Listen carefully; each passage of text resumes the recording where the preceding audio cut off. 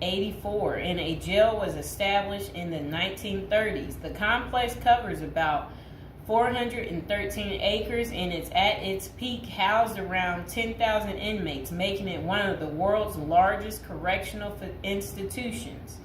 A diverse inmate population is held inside Rikers, and most prisoners are there temporarily awaiting trial, serving short sentences, or awaiting transfers to other facilities. Rikers Island is notorious for its harsh conditions, including violence between inmates and involving guards. Reports of abuse, neglect, and corruption among staff have been frequent.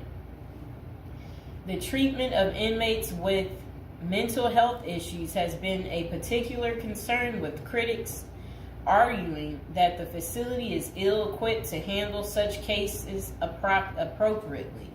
Likewise, the treatment of juvenile inmates is a subject of controversy. There have been calls for more appropriate handling in the facilities for young offenders.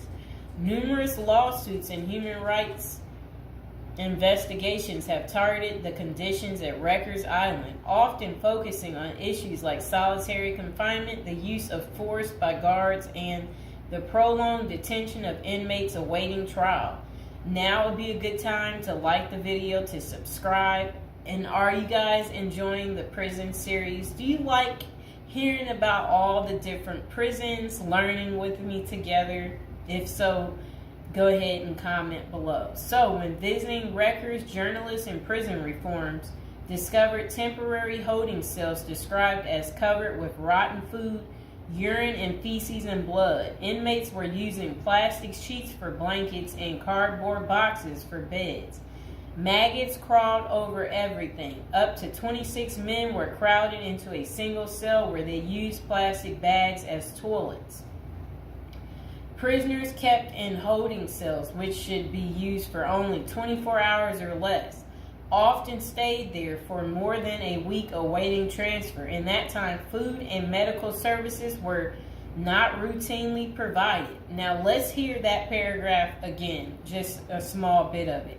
So, this was what journalists had noticed when visiting Rikers Island. The prison reformers discovered temporary holding cells described as covered with rotten food, urine, feces, and blood. Inmates were using plastic sheets for blankets and cardboard boxes for beds. Maggots crawled over everything. Up to 26 men were crowded into a single cell where they used plastic bags as toilets. That does not sound good, does it, people? It's disgusting.